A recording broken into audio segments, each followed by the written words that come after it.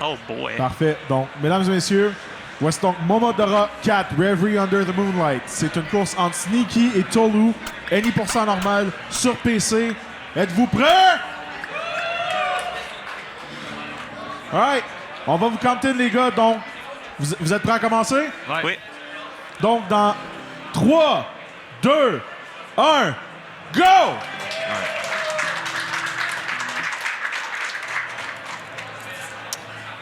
So yeah, this is Momo 4. It is really anime. First thing you say. Yep. Very important. It's a Metroidvania primarily inspired by Dark Souls games. So a lot of rolling around from the get-go.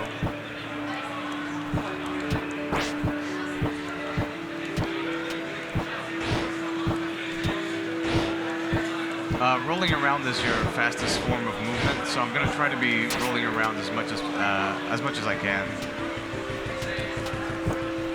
Every now and then we're also going to do something called roll jumping, where we mix our roll and jump at the same time, and it's slightly faster and a little better to get around some tricky areas.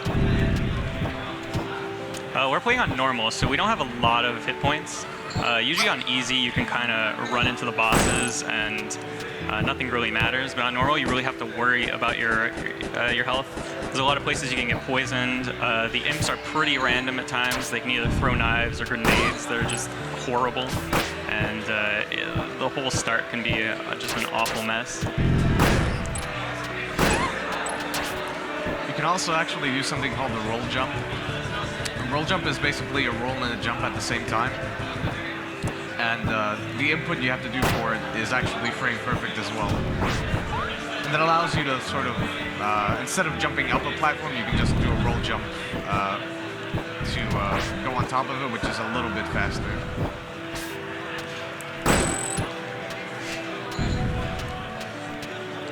So something you're going to see us do throughout the run at the bosses is try not to get hit. If we don't get hit, we get the boss item, which helps us for the next bosses. If we get all of them, it's pretty much a perfect run. If we get hit once, it pretty much ruins the run at any point. I mean, we can go back to a save point, but it's just a huge time waste in a lot of areas. We generally try not to pick up too many checkpoints, but we're probably going to keep it safe and take a few that we don't usually take. They're a little out of the way, but it's not a big deal. So this is a Dea. She has this like pearl at the end of her tail. That is her weak point. We can do a whole bunch of damage if we hit it just right. We also summon this fairy that shoots lasers from the sky for some reason. Sometimes it helps us out a lot, and sometimes it just misses our targets completely. So I actually got a really good hit at the start of the fight. You can actually hit her pearl and deal critical damage to her. So we sort of went a little bit out of our way at the start in order to actually get an item from that shop vendor. And that item is called the Crystal Seed. All right, ladies and gentlemen, I just want to point out that we've made it to the lucky 7 donation total, so $777.77. Woohoo. But yeah, I got an item from the shop vendor. It's just a usable item that busts me for a while. That increases my damage by about 50%, which is really useful early on for bosses.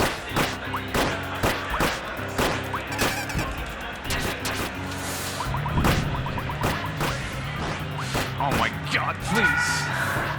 Mocha can move around super erratically. And again, if you get hit, you don't get an item from the boss. So it's very important that we don't get hit. We lose a lot of time if that happens, especially at the start. Oh yeah, this is, if there was any doubt that this was anime, here it is.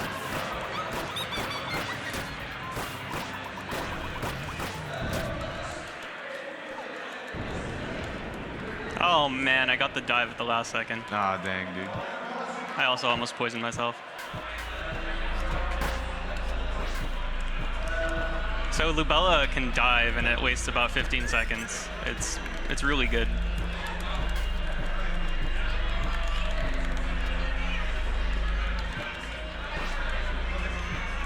So this item we got from Lubella is called the Backman Patch.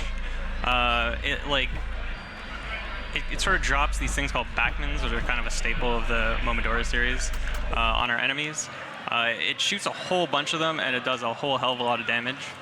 It's super helpful on a lot of the bosses, especially since there are a couple of bosses where you can skip cutscenes and use items before the cutscene and hit them as soon as they spawn in. So you're going to see that for a couple of bosses. Right now, there's just a lot of platforming. We're in the subterranean graves, or catacombs, or something like that. And this is just a huge test of how well you can roll jump, how well you can do cycles. Oh, you're going for the save. Yeah. Yeah, for sure. If you die and you skip that save, you have to go through that whole cutscene over again, which is just a huge time waste. There are a lot of spikes here, and spikes are pretty much a one-hit.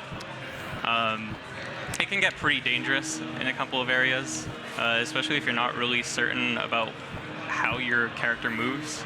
You can kind of be on the edge of a platform and just fall through it, and it's not a good time.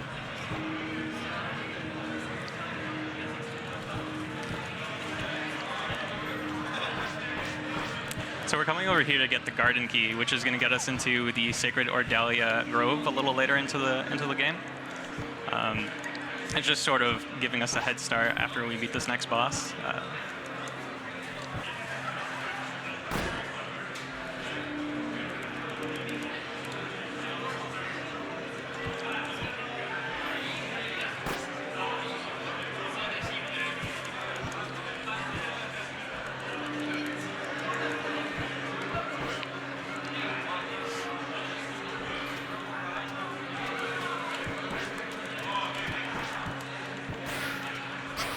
So, oh, dang. All right. Oh, man. I got hit there. No, don't miss the cycle. Yeah, no, it's fine. I got this. Jumping in this game sort of works like however long you hold it, you can jump a little higher. And those jumps are actually really specific. You have to hold your jump pretty much the whole time. And there's like a slight pixel that you can catch the jump at, which is, it can just ruin your life. A cycle will waste like 5 seconds. It's not really good. We're coming up to Frida, which is this huge mosquito bug thing. And it has a couple of attacks that we don't really want it to do. There's a teleport, which wastes a couple of seconds. It likes to use dogs too. It'll just spawn dogs, and you have to kill them. Our most preferred attacks, there's a laser, and like a charge-up laser that'll happen.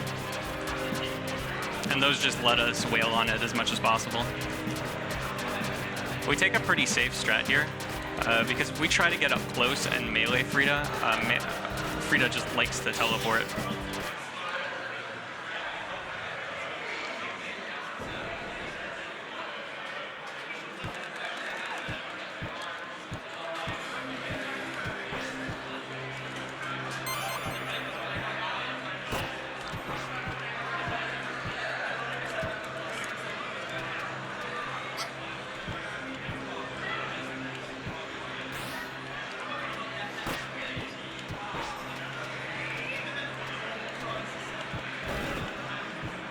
So there I hit the little enemy there in order for him to be more towards the right whenever he would throw his bomb there. It's actually a little bit slower than just getting lucky and him like destroying the wall on the first bomb, but the way I do it, it's a lot safer and more consistent. He actually missed the grenade for me for the first time in ever. Oh, dang. Yeah. Yeah, he can do that sometimes, unfortunately.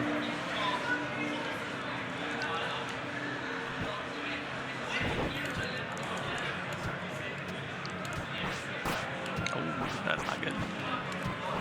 That's also not good.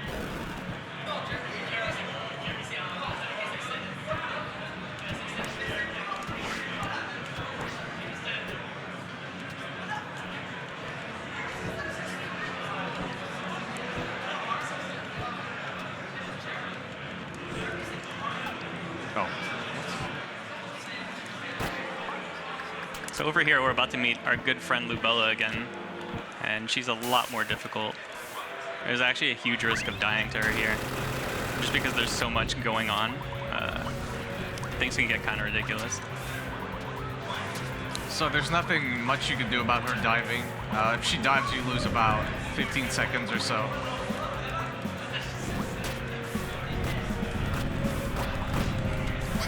Oh my god, damn it.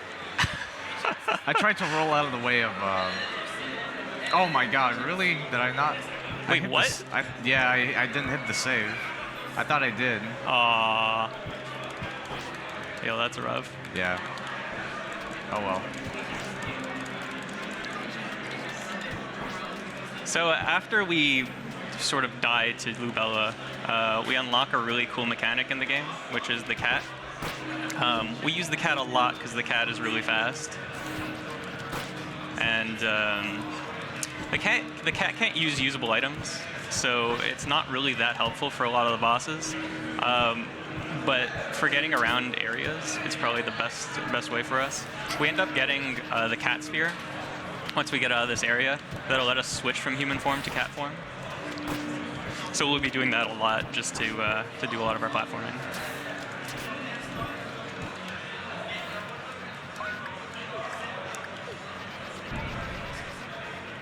So now we're finished with the park.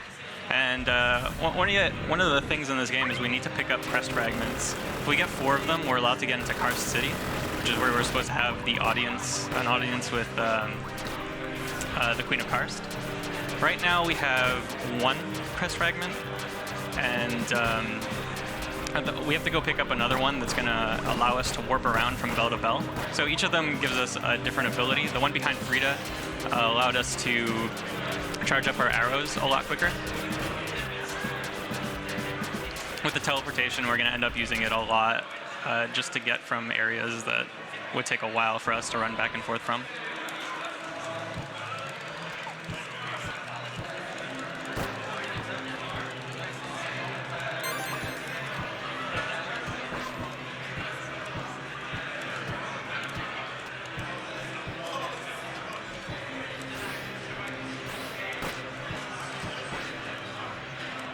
So right now as the cat, I'm doing something called a roll jump cancel. When you do a roll jump, at the very end of your jump, you kind of slow down and just slowly fall. And by doing an attack mid-air, we can stop that from happening.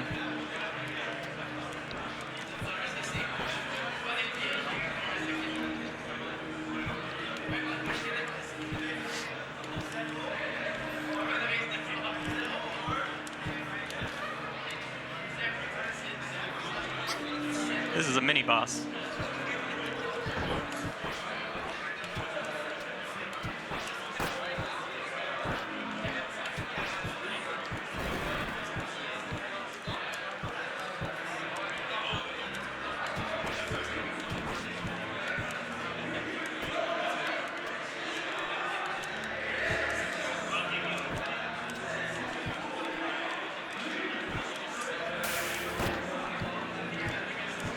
So you're gonna notice under this bridge, if it does it, no, it didn't do it. There's like a little shiny thing under that bridge that you can get, which is this light bug sort of thing. There are 20 of them strewn out about the game, and there's actually a 100% category for this game, which is pretty interesting because it actually changes up the way the game is played. We don't actually go to Frida first, if I remember correctly. We try to do Arsonist first, because there's a dash that we can get from the Arsonist that helps us get a lot of those bugs. The Arsonist is going to be the next boss we go to.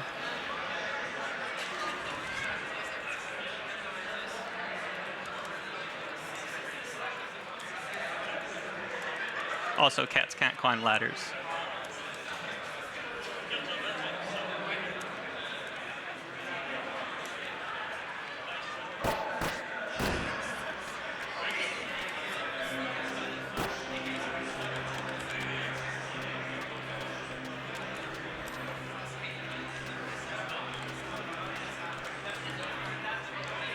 There's also a horrible part about the 100% run. That ladder we just fell down, you would actually have to jump up, which I believe is like near 100 jumps, which is just extremely painful on the wrists. So it's a good thing we don't have to do that here. We end up just teleporting out of the Cinder Chambers. which is unfortunately a pretty cool level, or a pretty cool map, but we can just run straight to the boss.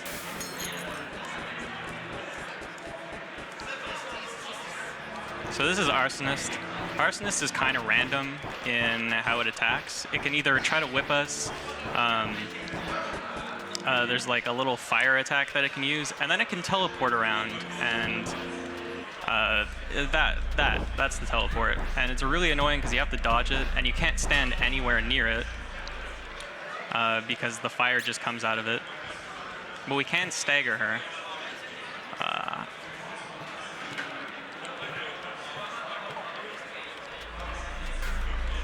And this lady named Kath is fighting alongside us. She kind of has the same objective as we do, but we don't really care about her story.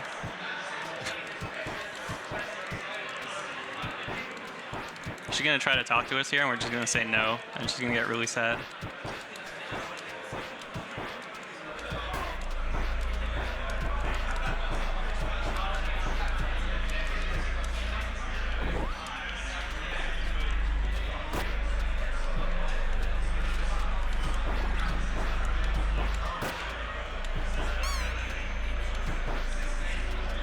So now I have the dash, and that roll, jump, cancel I was doing before. We can sort of mix this dash into it. So this is the fastest form of movement for us now. Which is kind of a ridiculous sequence of buttons to press. Because our hands are just going all the way around the controller pretty much to do this. So not only do we have to hit this one frame trick, but we have to cancel it midair and then dash.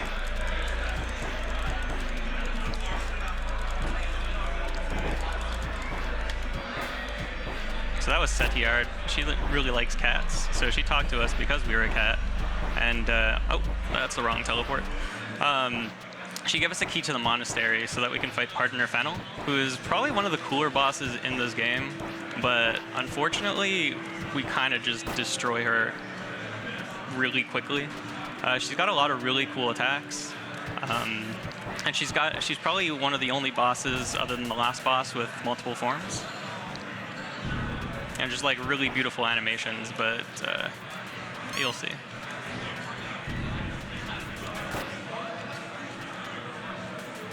Oh, well, I got hit.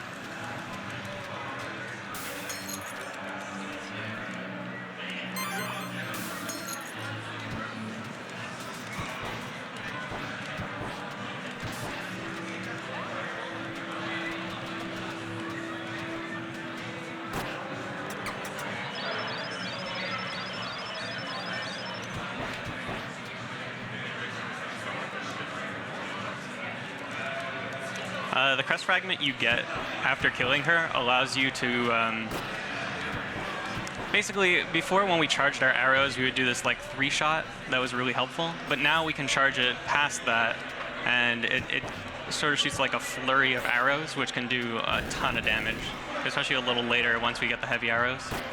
I just dashed through the stairs. Usually you're on the stairs for this cutscene. I'm not sure what's going on.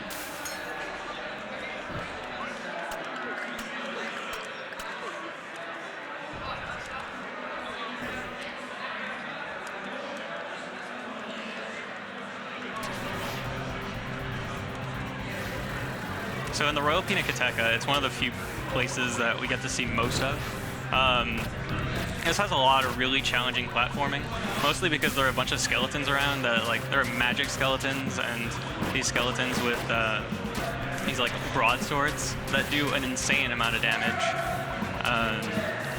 and we have to dodge them everywhere. So it's really tough because there's just so many things that you have to dodge, and then we get to a boss that pretty much ruins a lot of runs. So we're actually going to take a safety save after we pick up this item. Momodora games are kind of known for having 2 endings. There's the ending where you die, and the ending where like everything's kind of good and happy, sort of. And if we get the sealed wind, we can end up upgrading our leaf to like the pure spring leaf. So it makes it green and it makes it do a lot more damage. And we also need that to get the true ending. Oh, that was dangerous.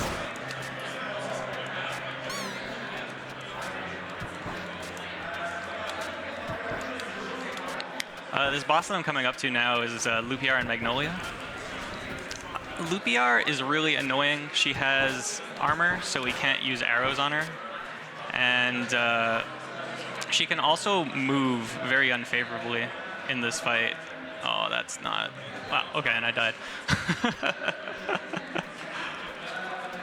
Yeah, basically at the very start of the fight, she can roll forward, or she can just not move at all. Actually, she can actually roll twice, which just puts her out of position for the backing patches. And she tends to do that a lot. If she does that, you have to fight her regularly, and fighting her regularly is just not a whole lot of fun. So I come over here, I use the backing patch, and then I end the cutscene. Just to do a whole bunch of damage to her before she can do anything. And oh, I'm gonna get hit again. God damn it. I got a little too close that time.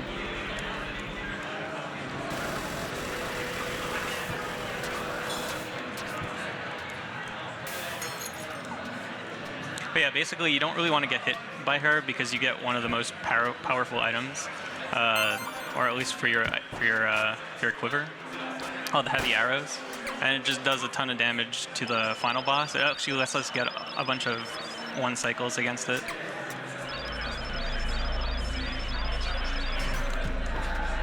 I think it's fine that I took damage there. I'm not completely sure.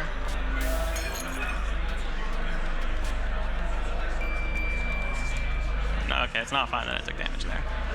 Oh boy.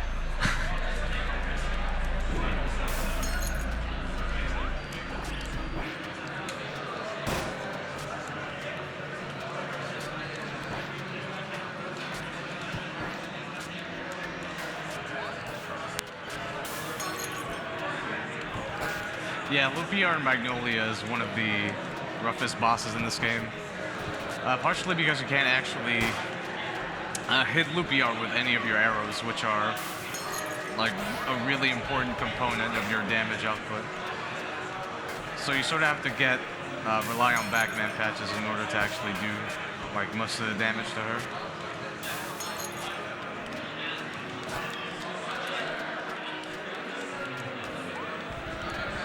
Oh, wow, that was so close.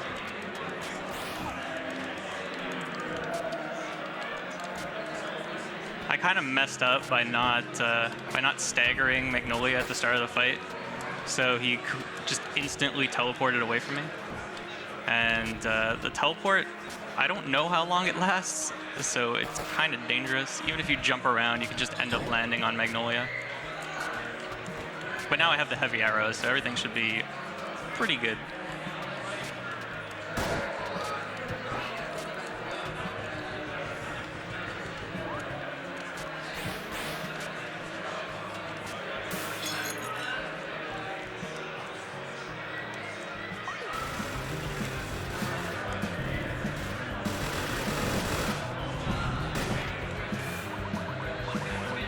So this is the point where I'm going to go back to get the fresh spring leaf. There's just a little bit of backtracking. Nice fight. Thanks, Steve.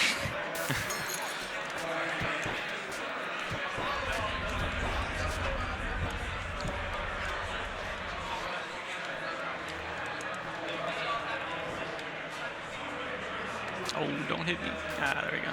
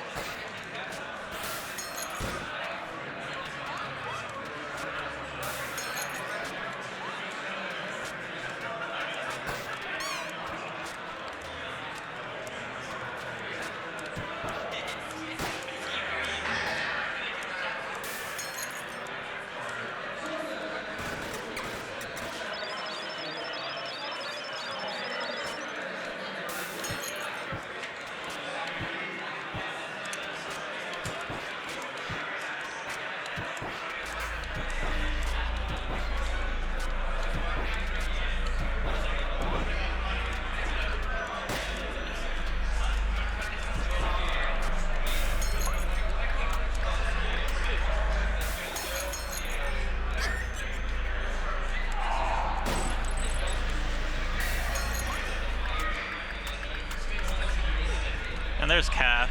She's dead. We don't really Dang. care too much. She did help us in that one fight, though. We should feel bad.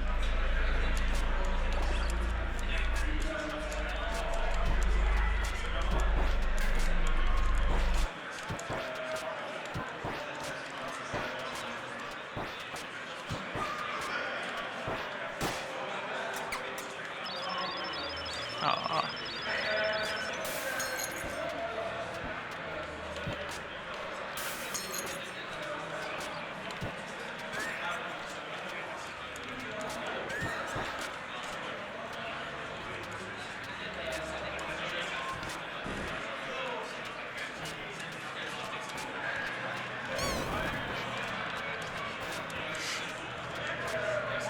So I'm at the last elevator before the final boss. The final boss, because we're going to get the truth ending, because we have the fresh spring leaf, is going to have 3 phases. The first phase just kind of floats around, but we're able to one-cycle it if we get a really good charge off at the start. Hopefully we do that, because then we get to keep our Tainted Missive until... Oh, I used that a little early. We get to use our Tainted Missive for the second phase, and we can also one-cycle that. And it puts us in a pretty good position. Oh, what am I doing? It puts us in a pretty good position for phase 3, where we just kind of let loose all of our items at the same time. All right. So if I miss this charge at the start of the fight, it's gonna suck.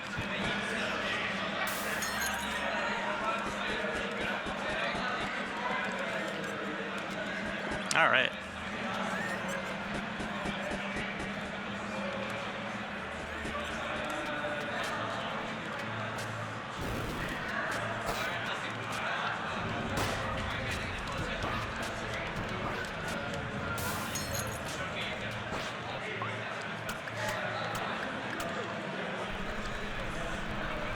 Time is coming up soon for SNeeaaky. This is the last form of the last boss.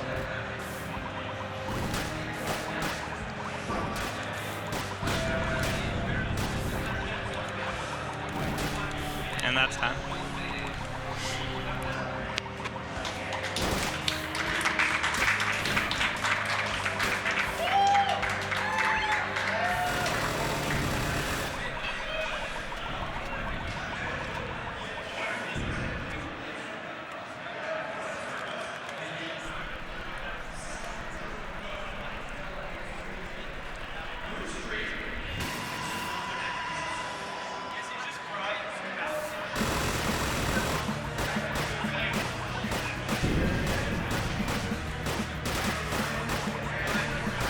All right, time. Nice.